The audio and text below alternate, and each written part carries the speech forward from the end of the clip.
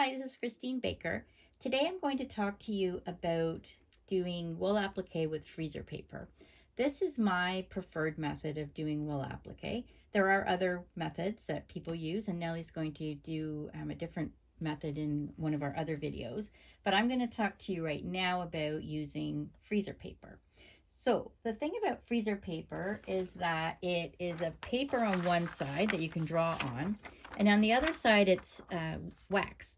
So when you draw your design on this side and cut it out, you can actually iron it right onto wool and peel it off again, and it doesn't leave any residue.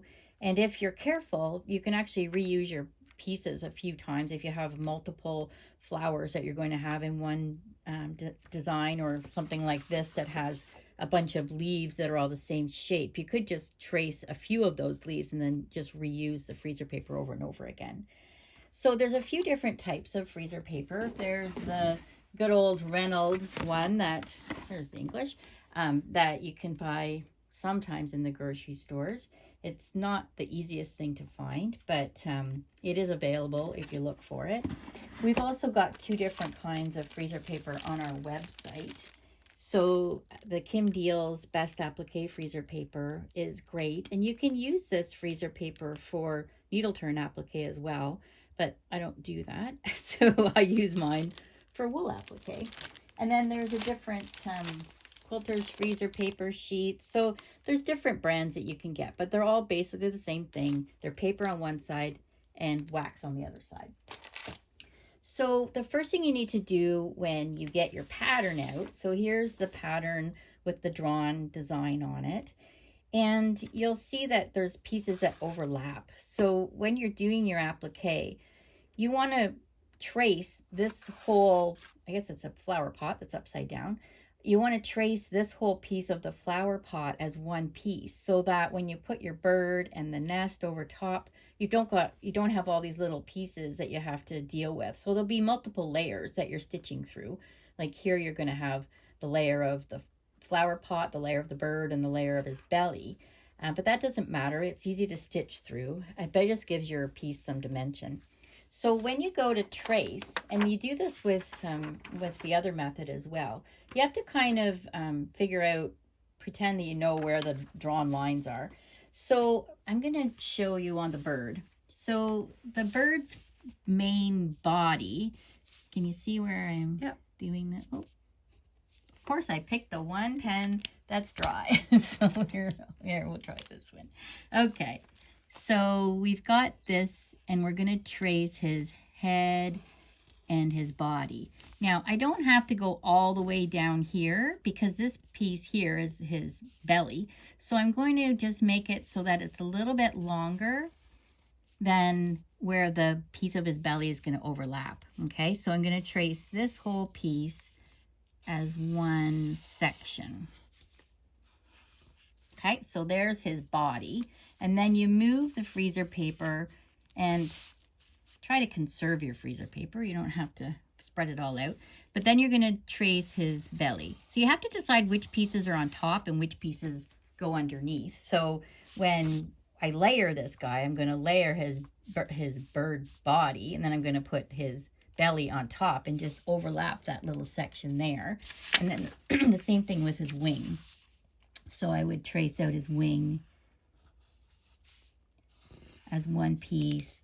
And then this flower pot, and so we'll do this piece first. So this is the piece of bark that goes to the back, and it looks like it's all, this is the design that we're doing. And you can see with the buttermilk basin patterns, they have their design reversed already. So when you're doing it with freezer paper or with fusible applique, you don't need to worry about reversing the design. Some patterns don't do that, and I'll show you in this other one that it isn't done that way. So here, so this is the bird we've traced out, his belly, his wing, and now I'm just going to trace this part, which is the limb or the piece of wood that's behind it.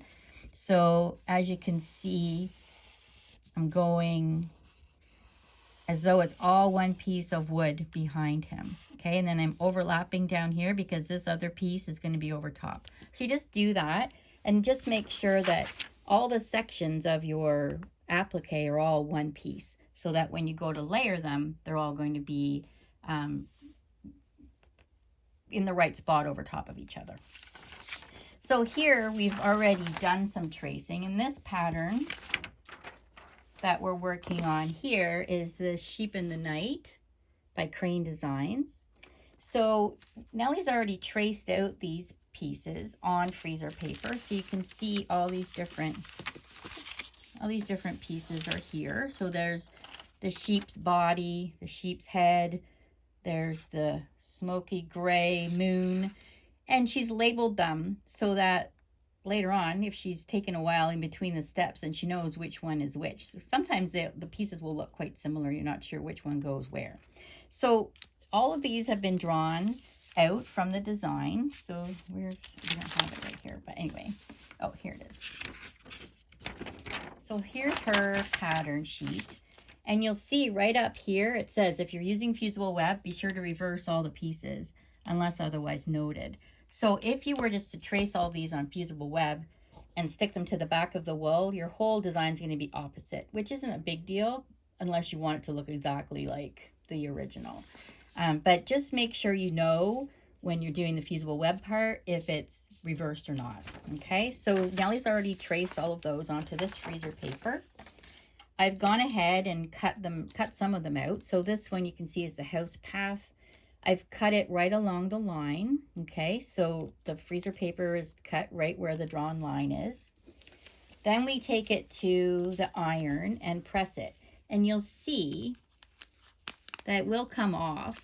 There's still that waxy part on there, but it will peel off and it doesn't leave any residue on there. But you just iron it to your piece and try to shimmy them to the side so that you don't waste too much wool around them. And then you cut them out along the drawn line. Okay, so then this easily just peels right off. And this piece here is the right knoll. So this is this section back here, you can see. Okay, so that's that piece right there.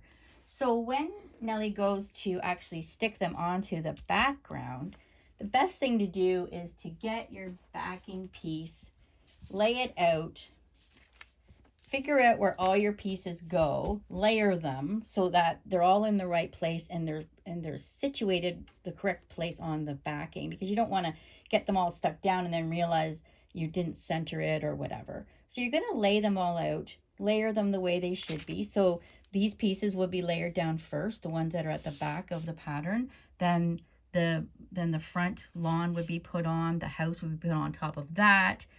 The sheep are on top of that. So here there's like 4 different layers. So you just need to make sure that you've got the placement correct. And then what I do is kind of leave the back pieces that I've put down, and then I start sticking them. So what I use to stick them to the background wool is 505 spray. And this is a temporary fabric adhesive, but it doesn't gum up your needle and it doesn't make the piece feel stiff at all.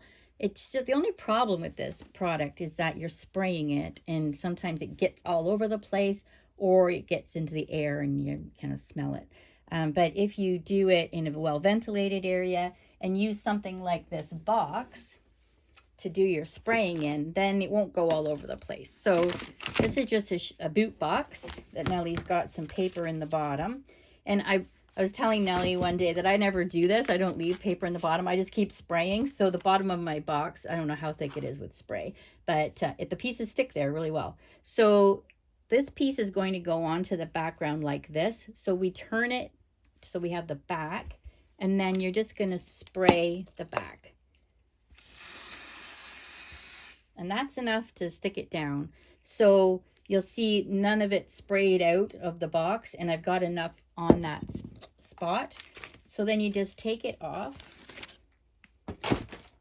and then put it down on your wool and press it down with your hands, and it is stuck.